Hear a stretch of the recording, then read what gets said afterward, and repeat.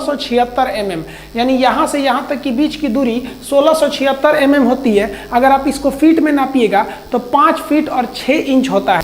Gauge के बाद अब सबसे ज्यादा मायने रखता है कि ये लोकोमोटिव को पावर कहाँ से मिल रहा है, डीजल से मिल रहा है या इलेक्ट्रिक से मिल रहा है। अगर इलेक्ट्रिक ट्रैक्शन, ट्रैक्शन मतलब होता है ट्रैक पर खींचने वाला फोर्स, तो अगर इलेक्ट्रिक ट्रैक्शन पर मिल रहा है तो उस लोकोमोटिव पर ए लिखा रहेगा। जैसे आप यहाँ देखिए, यहाँ लिखा है WAP, तो WAP का मतलब क्या है, W से वाइड यानी जो चौड़ाई है 1676 mm, और ए से है AC ट्रैक्शन से चलेगा ये। P अभी हम समझा देंगे P का मतलब क्या होता है। और अगर डीजल से चलना होगा तो उसको डीजल को शॉर्टकट में D लिखा रहेगा। जैसे आप यहाँ देखिएगा तो यहाँ लिखा है WDP। W से क्या होगा, वाइड गेज, D से क्या होगा, डीजल से, P से क्या हो जाएगा, पैसेंजर, यानी ये भी पैसेंजर ट्रेन को ले जाएगा, ये भी पैसेंजर ट्रेन को ले जाएगा।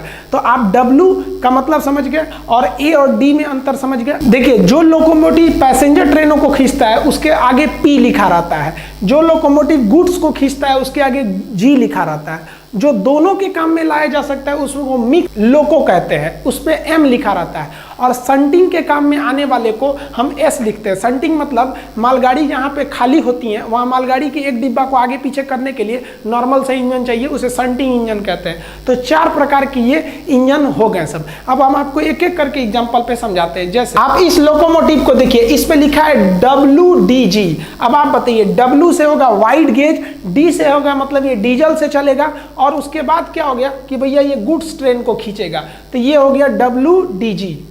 यहां देखेंगे इस पे लिखा है WDP, यानी W यानी डीजल से चलेगा, W मतलब वाइड गेज, D मतलब डीजल से चलेगा, P मतलब क्या है, पैसेंजर ट्रेन को खींचेगा यानी सवारी गाड़ी को खींचेगा। इस लोकोमोटिव में देखिएगा तो यहाँ लिखा है WDM।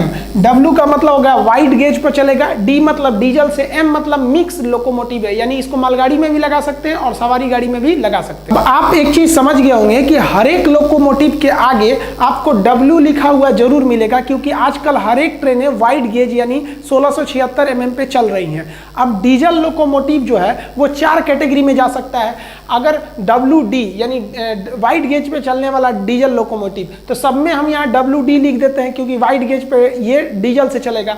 पैसेंजर से खींचेगा पैसेंजर ट्रेन को तो WDP, गुड्स ट्रेन को खींचेगा तो WDG, मिक्स को खींचेगा तो WDM, संटिंग के काम आएगा तो WDS होगा। तो इस हिसाब से डीजल लोकोमोटिव की 4 वेरिएंट हो सकते हैं। अब जो इलेक्ट्रिक करंट से चलने वाले होते हैं, इलेक्ट्रिक करंट पे वो भी तो वाइड गेज पे चलते हैं, तो उसे हम वाइड गेज AC ट्रैक्शन, तो सब में हम WA लगा दे रहे हैं, क्योंकि वाइड गेज से चलेगा और AC करंट से चलेगा। और अगर ये पैसेंजर ट्रेन को खींचेगा तो WAP यानी wide gauge electric traction passenger, और गुड्स ट्रेन को खींचेगा तो WAG, मिक्स को खींचेगा WAM, और संटिंग के काम में आएगा तो WAS का हो जाएगा। तो डीजल की भी 4 कैटेगरी हो सकती हैं और इलेक्ट्रिक के भी 4 कैटेगरी हो सकते हैं। अतः कुल 8 टाइप के आपको देखने को मिलेंगे। अब इन 8 टाइप के इंजन्स को बनाने वाली कोई ना कोई कंपनी होनी चाहिए, ये तो हम उसकी खासियत बता दी। अब कंपनी में तो इंडिया में 2 सबसे फेमस डीजल की कंपनी है। एक है एल्को लोकोमोटिव, एल्को का फुल फॉर्म होता है अमेरिकन लोकोमोटिव, और एक होता है EMD, इलेक्ट्रोमोटिव डीजल, EMD। यहाँ आप फिगर में एल्को देख सकते हैं, ये एल्को लोकोमोटिव है, और ये जो है EMD लोकोमोटिव है। अब EMD लोकोमोटिव भी 4 टाइप की बनेगी, पैसेंजर के लिए, गुड्स ट्रेन के लिए, मिक्स ट्रेन के लिए, संटिंग के लिए। एल्कोमोटिव भी 4 टाइप की बनेगी, गुड्स के लिए, पैसेंजर के लिए, मिक्स के लिए और संटिंग के लिए। ये आप पता कैसे करेंगे, तो आप उसके सामने लिखा हुआ पता कर सकते हैं। जैसे यहाँ लिखा है WDM, W मतलब वाइड, D मतलब डीजल, M मतलब मिक्स ट्रेन है। आप इस पे देखेंगे तो इस पे लिखा है WDP, W मतलब वाइड, D मतलब डीजल और P मतलब पैसेंजर ट्रेन के लिए। तो ये किस चीज को खींचने के लिए ये लिखावट के आधार पर पता कर सकते हैं, बनावट के आधार पर नहीं। अब इन दोनों में मुख्य अंतर समझिए। ये जो है ना ज्यादा धुआं देता है, ये 4 स्ट्रोक है और ये 2 स्ट्रोक है। 4 स्ट्रोक का मतलब क्या होता है, एक बार पेट्रोल जलेगा, डीजल जलेगा तो 4 बार पिस्टन ऊपर नीचे होगा, और इसका क्या होता है, एक बार डीजल जलेगा तो 2 ही बार पिस्टन ऊपर नीचे होगा। तो ये हो गया 2 स्ट्रोक, ये हो गया 4 स्ट्रोक। अतः 4 स्ट्रोक में पेट्रोल कम और ज्यादा ऊपर नीचे होता है, इसलिए इसके में पावर कम रहता है, पिकअप कम रहता है, और इसका पिकअप ज्यादा रहता है। इसमें फिल्टर लगा हुआ है इसलिए धुआं कम देता है, इसमें फिल्टर नहीं है, इस वजह से ज्यादा स्मोक को करता है। इसका माइलेज जो होता है वो कम होता है, 1 लीटर में ये मैक्सिमम 300 मीटर जा सकता है, जबकि इसका माइलेज ज़्यादा होता है, 1 लीटर में ये 400 मीटर दूरी जा सकता है। तो ओवरऑल एल्को से अच्छा ईएमडी है। तो आप कहेंगे कि भारत सरकार एल्को क्यों लाई थी? तो भारत सरकार को बहुत ज़्यादा रेलवे इंजनों की ज़रूरत थी। दोनों ही कंपनियां अमेरिका की कंपनी है। भारत सरकार ने इन दोनों कंपनियों से कहा था कि आप अपना कारखाना भारत में ही लगाएंगे और अपनी टेक्नोलॉजी भी भारत को देंगे और इसके बदले हम आपको जो मतलब प्रॉफिट है वो देंगे। तो एल्को लोकोमोटिव टेक्नोलॉजी देने को तैयार हो गया, लेकिन ईएमडी तैयार नहीं हुआ। तो भारत सरकार ने शुरू में अपने यहाँ एल्को लोकोमोटिव को लाया, लेकिन बाद में ईएमडी भी अपनी टेक्नोलॉजी को देने के लिए तैयार हो गया। अतः हम लोग एल्को को बंद करके अब सारा प्रोडक्शन ईएमडी का कर रहे हैं। तो एल्को और ईएमडी में अंतर समझ में आ गया। ये गुड्स को खींचेगा या पैसेंजर को खींचेगा, ये आप लिखावट पे पढ़ेंगे। आप यहाँ देखिए, यहाँ 3 इंजन है और तीनों ही इंजन आपको एल्को कंपनी के दिख रहे हैं। आप इनको देख के ही बता सकते हैं कि ये एल्को कंपनी के इंजन है। यहाँ आप देखेंगे तो यहाँ लिखा है WDG, यानी वाइड गेज डीजल गुड्स के लिए चलेगी। तो आप पता कर कि भैया कंपनी तो एल्को है और ये किसके लिए है? गुड्स के लिए। यहां आप पढ़िएगा तो WDM लिखा है, WDM W वाइड गेज, और ये क्या है? मिक्स के लिए चलेगी। यहां आप देखेंगे तो WDP लिखा है, W से वाइड गेज, D से डीजल, P से पैसेंजर ट्रेन के लिए चलेगी। तो ये तो सब वाइड गेज की हैं, सब डीजल की हैं, सब का सब एल्को कंपनी की है। लेकिन हम क्या कहेंगे, या गुड्स के लिए, ये मिक्स के लिए, ये पैसेंजर के लिए है। उसी तरह से आप यहां देखेंगे ये भी ईएमडी मॉडल का इंजन है, ये भी ईएमडी है, यानी दोनों को ईएमडी कंपनी ही बनाती है। लेकिन अगर आप इसमें पढ़िएगा तो लिखा है WDG, यानी डीजल से चलेगा वाइड गेज पर, लेकिन ये गुड्स को खींचेगा, और ये भी ईएमडी का इंजन है। लेकिन यहां पढ़िएगा तो WDP लिखा है, यानी वाइड गेज डीजल से चलने वाला पैसेंजर को ये खींचेगा। तो इस तरह से आप समझ सकते हैं कि ईएमडी की भी वेरिएंट होते हैं और एल्को के भी वेरिएंट होते हैं। शंटिंग क्या होता है? मालगाड़ियों में देखिएगा तो क्या होता है कि किसी स्टेशन पे 2 डिब्बे को खाली करना है, फिर अगले स्टेशन पे 5 डिब्बे को खाली करना है। तो इसलिए वहां पे काट कर दूसरी बोगी को जोड़ना, फिर बीच से हटाना, इसके लिए एक इंजन की जरूरत पड़ती है, जिसे हम लोग कहते हैं शंटिंग इंजन। तो शंटिंग इंजन का ज़्यादा पावरफुल नहीं होते हैं, उसको शॉर्टकट में S लिखा होता है शंटिंग के लिए। अब हम समझते हैं इलेक्ट्रिक से चलने वाली ट्रेनें। तो इलेक्ट्रिक से चलने वाली ट्रेनें एसी करंट पर चलती हैं, इसलिए इन्हें एसी ट्रैक्शन कहते हैं। अब इन पे W तो लिखा ही रहेगा क्योंकि वाइड गेज पे चलेंगी, A मतलब इलेक्ट्रिक करंट, एसी करंट पे चलेगी, तो इसमें सब में WA तो रहेगा ही। अब WAP रहेगा तो पैसेंजर ट्रेन को खींचेगा, G रहेगा तो गुड्स ट्रेन को, यानी WAP पैसेंजर के लिए और WAG गुड्स के लिए। और A का मतलब क्या है? एसी ट्रैक्शन, एसी करंट से चलने वाला है। अब इसमें भी जैसे जैसे टेक्नोलॉजी आगे आएगी उसमें सीरीज बढ़ेगा, जैसे WAP 4, 5, 6 कैसे होता है, इसी तरह से आगे बढ़ते जाएगा, उसका वेरिएंट आगे आएगा। आप ये लाल रंग वाला बहुत फेमस देखे होंगे, ये तीनों के तीनों लोकोमोटिव पैसेंजर के लिए बनाए गए हैं। ये हम जो इमेज में बनाए हैं ये तीनों पैसेंजर के लिए। ये लाल वाला जो है ये WAP4 है, यहाँ लिखा है WAP4 wide gauge electric passenger train 4, यानी ये चौथी पीढ़ी एक तरह से कह सकते हैं। 4 मतलब उसको इस कैटेगरी के सारे इंजन को 4 में रखेंगे। तो ये काफ़ी ज़्यादा प्रयोग में होता है, एक्सप्रेस ट्रेनों में इसका यूज होता है। अब इसके बाद जब इसकी टेक्नोलॉजी पूरी हुई तो इससे एक और अच्छा आया तो उसमें 5 रख देंगे, तो उसको क्या लिखेंगे? WAP5। आप यहाँ देखिए, लिखिए, पढ़िए यहाँ क्या लिखा है WAP5। तो W मतलब क्या हो गया? Wide gauge electric passenger. 5 मतलब क्या है? ये 4 वाले से ज़्यादा अच्छा है, और तो 5-4 का मतलब क्या है? वो उससे ज़्यादा अच्छा है। अब 5 से अच्छा आ गया WAP7। तो WAP7 आप देखेंगे राजधानी वगैरह में ज़्यादा लगाता है। WAP से क्या हो गया? Wide gauge electric passenger. तो ये इलेक्ट्रिक वाले हो गए सब। तो इलेक्ट्रिक इंजन जो होते हैं इनको भी 2 भाग में बांटेंगे, WAP पैसेंजर के लिए, WAG गुड्स के लिए। और 5, 6, 7, 8 ये इसके सक्सेसर यानी उसकी पीढ़ियों को दर्शा रहा है। यहां देखेंगे तो यहां सारे तीनों इंजन इलेक्ट्रिक से चलेंगे और वाइड गेज पे चलेंगे, अतः इसे WA कहेंगे। और ये तीनों प्रकार के इंजन मालगाड़ियों को खींचते हैं, इसलिए इसे WAG कहेंगे। ये काफ़ी पुराना हो गया, ये WAG4 था। ये WAG4 ये अभी भी आपको देखने को मिलेगा, काफ़ी पुराना हो गया। ये WAG7 है, ये भी अभी काम में लाया जा रहा है, ये भी अभी नया ही है, लेकिन अभी बहुत ही पावरफुल है WAG9। ये जैसे ये वाला है तो WAG9 है। तो सबके आगे WAG तो रहेगा, wide gauge electric goods locomotive है। अब 4, 5, 6, 7, 8 ये इसके आगे के पीढ़ियों को दर्शा रहा है। तो अभी इसमें इन सब में WAG9 काफ़ी तगड़ा है। हम आपको WAG12 के बारे में एक अलग वीडियो बना चुके हैं, आप उसको भी देख सकते हैं। अब बात करते हैं कि सेम पावर का इलेक्ट्रिक लोकोमोटिव और सेम पावर का डीजल लोकोमोटिव में पावरफुल कौन होता है। ये डीजल है, भले इसके ऊपर तार दिख रहा है, तार तो हर जगह रहता है, ट्रैक तो सेम होता है, चाहे उस पर इलेक्ट्रिक लोकोमोटिव को ले जाइए चाहे डीजल को ले जाइए। तो ये डीजल लोकोमोटिव है, आप पहचान के बता सकते हैं, ये एल्को तो है नहीं, EMD है, और ये आपका इलेक्ट्रिक वाला लोकोमोटिव है। तो इसमें समझते हैं, देखिए कई लड़के कमेंट में पूछ रहे हैं कि सर इसमें प्लस माइनस क्या होता है। बाबू प्लस माइनस DC करंट में होता है और ये AC करंट है। AC करंट में होता है फेज और न्यूट्रल। फेज मतलब करंट आने का रास्ता, न्यूट्रल मतलब जाने का रास्ता।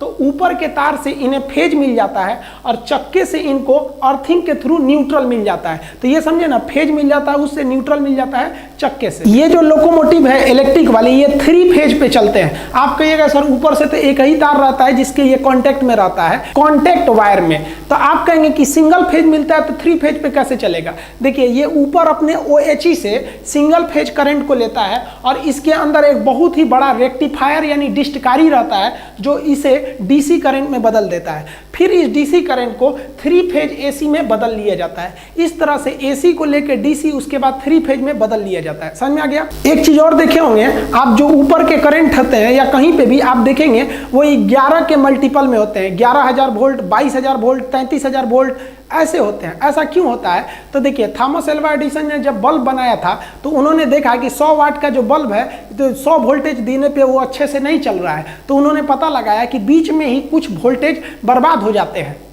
तो इसलिए उन्होंने क्या किया, 10% एक्स्ट्रा वोल्टेज दिया। यानी 10 वोल्ट पे अगर बल्ब को जलाना है तो उसे हम लोग कितना देते हैं, 110 वोल्ट देते हैं, ताकि 10% बर्बाद भी हो जाए तो उसे प्रॉपर 10 पहुंच जाए। इसलिए कहीं भी देखिएगा तो 10% एक्स्ट्रा वोल्टेज दिया जाता है ताकि बीच में वो वोल्टेज लॉस भी हो तो उसको प्रॉपर 100% पहुंच पाए। मान लीजिए 10% लॉस हो रहा है तो आप 110% दीजिए, उसको 100% मिल जाएगा। इसीलिए हमेशा 10% एक्स्ट्रा दिया जाता है। तो वो हो जाता है 11,000 वोल्ट, 22,000 वोल्ट, 33,000 वोल्ट। आपके मन में एक और सवाल आता होगा कि अगर रेलवे की किसी पटरी के ऊपर, इस पटरी पे अगर हम इलेक्ट्रिक का करंट सटा दें तो ये पटरी तो दिल्ली तक गई रहती है, मुंबई तक, तो क्या हम अगर मान लीजिए पटना में करंट सटा दें यहाँ पर, तो दिल्ली में किसी व्यक्ति अगर उस पर बैठा होगा तो उसको करंट मारेगा कि नहीं? नहीं मारेगा। 2 रीजन, एक तो इतना वोल्टेज नहीं होगा आपके द्वारा दिए गए करंट को कि दिल्ली जा सके। वोल्टेज मतलब होता है स्पीड ऑफ करंट, तो एक वोल्टेज आपका कम है। दूसरा, जगह जगह पर इस ट्रैक को एक तार के द्वारा अर्थिंग जोड़ दिया जाता है, तो वो करंट कुछ दूर जाता है फिर अर्थिंग यानी जमीन में चला जाता है, आगे जा ही नहीं सकता है। तो ये AC लोकोमोटिव हो गया, DC लोकोमोटिव हो गया। आप लोग बहुत होशियार समझ रहे होंगे कि हम तो समझ गए कि डीजल लोकोमोटिव है एक और इलेक्ट्रिक लोकोमोटिव। भाई एक बात बताते हैं आपको, दुनिया का कोई लोकोमोटिव वर्तमान समय में ना डीजल पर चलता ही नहीं है। ये डीजल जो दिख रहा है ना, ये भी इलेक्ट्रिक पे ही चलता है, और ये जो इलेक्ट्रिक दिख रहा है तो ये इलेक्ट्रिक पे तो चल ही रहा है। एक्चुअली ये डीजल वाला डीजल से अपना जनरेटर चलाता है और करंट पैदा करता है और फिर उस करंट को अपने चक्के के पास लगे हुए मोटर को देता है ताकि वो ट्रैक पर चला सके। ट्रैक पर चलने वाले मोटर को ट्रैक्शन मोटर कहते हैं। तो डीजल से चलने वाली लोकोमोटिव भी इलेक्ट्रिक ही होती है, बशर्ते वो डीजल से इलेक्ट्रिक को बनाती है और फिर चलती है। जैसे जनरेटर में डीजल डालते हैं, जनरेटर चलने लगता है ना, वैसे ये। और ये जो होती है डायरेक्ट बिजली ले लेती है। तो इसका जो इंजन होता है अंदर में बहुत हैवी नहीं होता है, खोखला टाइप का होता है, अंदर में कुछ खास जगह नहीं होता, आप अंदर इधर से उधर जा सकते हैं। लेकिन ये जो होता है ससुरा बहुत भारी होता है, क्योंकि इसमें भारी भरकम मशीनें लगी रहती हैं बिजली बनाने के लिए। इसको क्या है ससुरा, ऊपर से लिया बिजली, अंदर एक ट्रांसफार्मर लगा है और एक तो रेक्टिफायर लगा है और डायरेक्ट दे दिया ट्रैक्शन मोटर को। तो ये हल्का होता है, ये बहुत भारी होता है। तो ये याद रखिएगा, ट्रैक्शन मोटर कहाँ लगे रहते हैं, तो चक्के के नीचे। ट्रैक्शन मोटर जो होते हैं वो अंदर लगे होते हैं और यही पूरे ट्रेन को चलाते हैं। पावर यहीं पे आके मिलता है इनको, ये ट्रैक्शन मोटर को, और ये डायरेक्ट इंजन में रख के नीचे चक्के से डायरेक्ट जुड़े रहते हैं। अतः इन्हें हम लोग ट्रैक्शन मोटर कहते हैं। ट्रैक्शन मतलब होता है खिंचाव वाला फोर्स। इसे खींच कर ट्रैक पर खींचने वाले बल को क्या कहेंगे, ट्रैक्शन फोर्स के नाम से जानते हैं। और यहीं पे आप ये देखिए व्हील अंदर पकड़ रहा है। यहाँ पे भी हम समझाएंगे आपको कभी कि कैसे ट्रेन अपनी पटरियों को बदल लेती है। आप देखे होंगे कैसे बदल ली यहाँ पर, इसके बारे में भी हम आपको समझा देंगे। अब इन दोनों में अगर सेम पावर का रहे तो इलेक्ट्रिक वाला पावरफुल हो गया तो डीजल वाला, तो समझिए ट्रैक्शन मोटर पर जितना भयानक लोड डालिएगा उस पूरा उतने तेज भागेगा। इसलिए डीजल इंजन बहुत हैवी होता है और ये ट्रैक्शन मोटर पर बहुत ज़्यादा दबाव डालता है, इसलिए ये बहुत तगड़ा साबित हो जाता है। और ये जो इलेक्ट्रिक लोको होते हैं ये हल्के होते हैं, इसलिए ये ट्रैक्शन मोटर पर ज़्यादा दबाव नहीं डाल पाते हैं, इसलिए ये सेम पावर होने के बावजूद ये डीजल से कमजोर साबित होते हैं। एक बात और, अगर मान लीजिए कि ट्रेन में लोड बहुत ज़्यादा है और आपका इंजन हल्का है तो आपका पहिया स्लिप करने लगेगा, जिसे व्हील स्लिप कहते हैं। कभी कभी देखते होंगे ट्रैक्टर सामान लोड कर लिया है टाली में और कीचड़ में फंस गया तो उसका चकवा बिछलाने लगता है, घर घर घर घर करता है, तो उसे व्हील स्लिप कहते हैं। तो इसमें व्हील स्लिप की समस्या ज़्यादा होती है, इसमें व्हील स्लिप की समस्या कम होती है। इसमें व्हील स्लिप की समस्या को कम करने के लिए इसमें बहुत बड़े बड़े लोहे के टुकड़े अंदर रख दिए जाते हैं ताकि ये भारी हो सके, और लेकिन इसमें भी व्हील स्लिप होता है। तो व्हील स्लिप से बचने के लिए हम किसी भी लोकोमोटिव में सैंड बॉक्स का प्रयोग करते हैं। आप देखेंगे लोकोमोटिव का जहां चक्का होता है उस चक्के के पास एक बॉक्स होता है, इसे हम लोग कहते हैं सैंड बॉक्स। इस सैंड बॉक्स में सूखा हुआ बालू रखते हैं, ये कंफर्म होना चाहिए कि बालू एकदम सूखा हो। और ये देखेंगे एक पाइप द्वारा ये यहाँ पर आया हुआ है, ये क्या करता है, जब चक्का स्लिप करता है तो यहाँ पे बालू छिड़क देता है। बालू छिड़क देने से आप जानते हैं इसमें फ्रिक्शन बढ़ जाता है और व्हील स्लिप नहीं होते हैं। तो ये बहुत जरूरी चीज होता है सैंड बॉक्स। आप देखेंगे किसी भी डीजल लोकोमोटिव या इलेक्ट्रिक लोकोमोटिव के पास ये होता है। अब आप डीजल लोकोमोटिव और इलेक्ट्रिक लोकोमोटिव में अंतर समझ गए और ये भी जान गए कि लोकोमोटिव जब भी चलता है तो ट्रैक्शन मोटर पर, और वो ट्रैक्शन मोटर को करंट चाहिए, ये डायरेक्ट करंट दे देता है, ये डीजल से करंट बना कर देता है, वजन में भारी ये होता है। अब आप कहेंगे तो सर हम लोग इलेक्ट्रिक वाले को ज्यादा यूज क्यों करते हैं, तो इलेक्ट्रिक वाला प्रदूषण कम करता है और इसे चलाने में खर्च कम आते हैं और इसका मेंटेनेंस कम होता है, इसलिए हम लोग ज्यादातर इलेक्ट्रिक वाले को यूज करते हैं। लेकिन 100% इलेक्ट्रिक नहीं करेंगे क्योंकि बॉर्डर एरिया में डीजल ही चाहिए, क्योंकि हमला वगैरह होने पर दुश्मन से इलेक्ट्रिक तार टूट जाएगा। डीजल में क्या है, तार और से मतलब है नहीं, अपना लेके चला जाएगा। दूसरा, संटिंग एरिया में भी हम लोग ज्यादातर डीजल का प्रयोग करते हैं। संटिंग लाइनें इधर उधर होती हैं, उसके ऊपर OHC तार को ले जाना मुश्किल होता है, इसलिए 100% हम इलेक्ट्रिफिकेशन नहीं कर पाएंगे। आप एक और बात सोच रहे होंगे कि लॉकडाउन में ज्यादातर ट्रेनें बंद है, 80% ट्रेन बंद है, तो रेलवे इतनी बिजली को क्या कर रहा है। देखिए, बिजली को कोई स्टोर नहीं कर सकता है। रेलवे को पता है कि भैया हमको बिजली कम जरूरत है, तो जिस रेलवे जहां से NTPC कारखाने से बिजली खरीदती है उसको कहती है कि भैया हमको अब ज्यादा बिजली मत बनाइए। तो NTPC बिजली का उत्पादन ही कम करता है, जिससे कि रेलवे के पैसे बचते हैं, और NTPC को भी जो कोयला जलाकर बिजली बनाया जाता है उसके कोयले भी बचत होते हैं। तो इलेक्ट्रिक को आप स्टोर नहीं कर सकते, हाँ आप इसके फिजूल खर्च को रोक सकते हैं। स्टोर कितना करिएगा, बैटरी में ज्यादा नहीं स्टोर हो पाता है। अब आप देखे होंगे कहीं कहीं दो लोकोमोटिव यानी दो इंजन को एक साथ जोड़कर ट्रेन को खींचा जाता है। ऐसा इसलिए किया जाता है कि अगर हमको बहुत ज्यादा लोडेड ट्रेन को खींचना है तो 2 लोकोमोटिव को जोड़ देते हैं, या किसी पैसेंजर ट्रेन की स्पीड बहुत ज्यादा करनी है तो 2 लोकोमोटिव को जोड़ देते हैं। अब बात करते हैं क्या इसमें दोनों में लोको पायलट रहता है, नहीं। लोकोमोटिव में केवल अगले लोकोमोटिव में पायलट रहता है, पीछे वाले में नहीं। जब हम कभी 2 लोकोमोटिव को आपस में जोड़ देते हैं तो इसे हम मल्टीपल लोको कहते हैं। मल्टीपल लोको में जो लोको आगे रहता है उसे आगे वाले को हम कहते हैं लीड लोको, यानी लीडर की तरह आगे चल रहा है, और जो पीछे रहता है उसे कहते हैं हम ट्रायल लोकोमोटिव।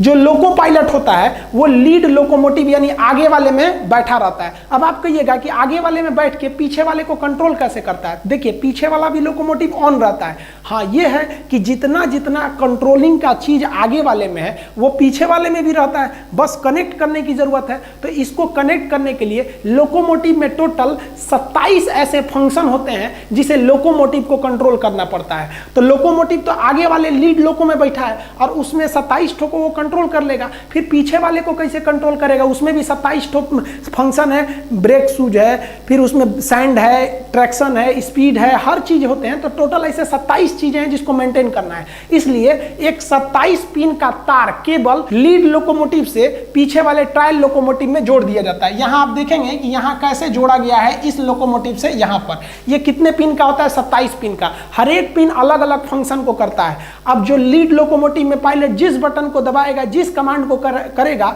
वो 27 पिन वाले कंट्रोल केबल के द्वारा इसके पीछे वाले ट्रायल लोकोमोटिव से भी सेम फंक्शन को किया जाएगा। इस तरह जो 2 लोकोमोटिव दिख रहे थे वो दिखने में 2 हैं लेकिन काम करते हैं एक ही लोकोमोटिव की तरह। अतः आप समझ गए कि दोनों लोकोमोटिव ऑन रहते हैं। अगर डीजल से चल रहे हैं तो दोनों ऑन है, और इलेक्ट्रिक से चलेंगे तो दोनों का पेंटोग्राफ उठा रहेगा। आप एक बात सोचते होंगे कि रेलवे स्टेशन पर ट्रेन को 4-4 घंटा अगर खड़ा भी करना है तो स्टार्ट करके खड़ा किया जाता है, ऐसा क्यों? देखिए, ट्रेन का लोको पायलट को टोटल 27 फंक्शन को करना पड़ता है। अब एक बार इंजन अगर बंद हो गया तो उस लोको पायलट को अपने हर एक चीज को चेक करना पड़ेगा, कि चेकलिस्ट मिलता है उसको, कि लिस्ट बनाइए कि हर चीज ठीक है कि नहीं, व्हील ठीक है, सैंड बॉक्स ठीक है, हर एक चीज को उसको चेक करना पड़ता है। इसमें उसको 20 मिनट का समय लग जाएगा। इंजन स्टार्ट होने में 2 मिनट लगता है, बस इंजन को स्टार्ट कर देना है। लेकिन हर एक चीज को चेकलिस्ट करने के बाद ही आपको स्टार्ट करना है, ये रेलवे का रूल है। अब आप बताइए, अगर लोको पायलट तो इंजन को बंद कर दिया और कंट्रोलर से कॉल आ गया कि नहीं इस ट्रेन को छोड़ दीजिए स्टेशन से, तो स्टेशन मास्टर सिग्नल दे देगा। अब लोको पायलट तो लोको को बंद कर दिया, बंद करने की वजह से अब उसे चेकलिस्ट फॉलो करना पड़ेगा, उतर के हर एक चीज को चेक करना पड़ेगा, हर एक चीज ठीक है कि नहीं। अब आधे घंटे लग जाएंगे। उससे अच्छा भैया आधा घंटा बर्बाद करने से अच्छा है कि आप थोड़ा सा डीजल ही जला लीजिए, क्योंकि आधा घंटा आप बर्बाद करेंगे तो पीछे की पूरी ट्रेनें आधे घंटे तक लेट हो जाएंगी। तो कई लोग ये कहते हैं कि ट्रेन एक बार बंद हो जाती है ना तो उसको स्टार्ट करने में बहुत तेल लगता है, बहुत टाइम लगता है। ऐसा कोई चीज नहीं है, केवल उसको चेकलिस्ट फॉलो करना पड़ता है, इसलिए वो इस तामझाम में नहीं रहता है। और स्टेशन मास्टर को पता भी नहीं रहता है कि ट्रेन को कब छोड़ना है। स्टेशन मास्टर का कोई बड़ा काम नहीं होता है, वो केवल किस प्लेटफॉर्म पे किस ट्रेन को लेना है बस इतना ही जानता है। इसके बाद तो उसको पता भी नहीं रहता है सोचा ट्रेन कहाँ गया। अब वो पता रहता है कंट्रोलर के बारे में। इसके बारे में हम कभी सेपरेट वीडियो बता देंगे कि कंट्रोलर और ब्लॉक सेक्शन क्या होता है। आप किसी लोकोमोटिव पर पढ़े होंगे, आगे लिखा होगा रक्षा कवच या एसीडी। एसीडी का फुल फॉर्म होता है एंटी कोलिजन डिवाइस, यानी ट्रेन को टकराने से ये रोकता है। ये एक नई टेक्नोलॉजी थी जिसे लाया गया तो यह पुराने लोकोमोटिव में लगा दिया गया। जिस लोकोमोटिव यानी इंजन में ये लगा रहता है उसको यह डिवाइस ये बता देता है कि जिस पटरी पर आप जा रहे हैं, जिस ट्रैक पर, उसके सामने कोई और ट्रेन नहीं है, इससे कि इसके कोलिजन यानी टकराने का खतरा कम हो जाता है। तो ये बहुत काम की चीज है एसीडी। जिस ट्रेनों में इसे लगाया गया उसे रक्षा कवच के नाम से जाना जाता है। किंतु वर्तमान समय में आप नई मॉडल की ट्रेन ईएमडी वगैरह में रक्षा कवच लिखा नहीं देखेंगे,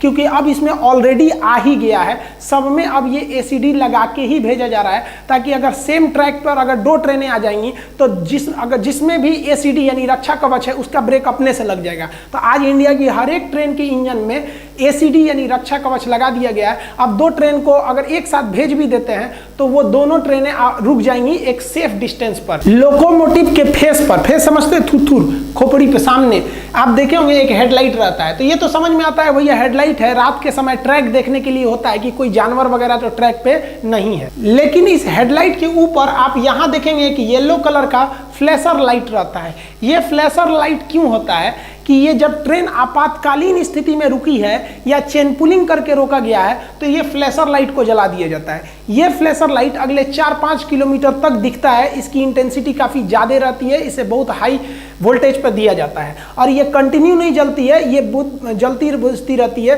ताकि दूसरे का ध्यान अट्रैक्ट हो कि ये ट्रेन को जेन्युइन नहीं रुकी हुई है, इसे आपात स्थिति या चेन पुलिंग करके रोका गया है। तो ये हो गया फ्लैशर लाइट। लोकोमोटिव में मार्कर लाइट भी होते हैं। आप यहाँ देखिएगा तो यहाँ मार्कर लाइट है और ये मार्कर लाइट है। मार्कर लाइट 2 कलर के होते हैं, लाल और सफेद। देखिए जब लोकोमोटिव फॉरवर्ड डायरेक्शन यानी सीधे चलता है फॉरवर्ड डायरेक्शन में तो सफेद वाला मार्कर लाइट जलता है जो व्हाइट कलर का है, तो वो जलेगा फॉरवर्ड डायरेक्शन में, व्हाइट वाला जलेगा। लेकिन जब लोकोमोटिव बैक में चलेगा तो जैसे लोकोमोटिव बैक गियर में जाएगा, पीछे की ओर जाता है, तो पीछे जब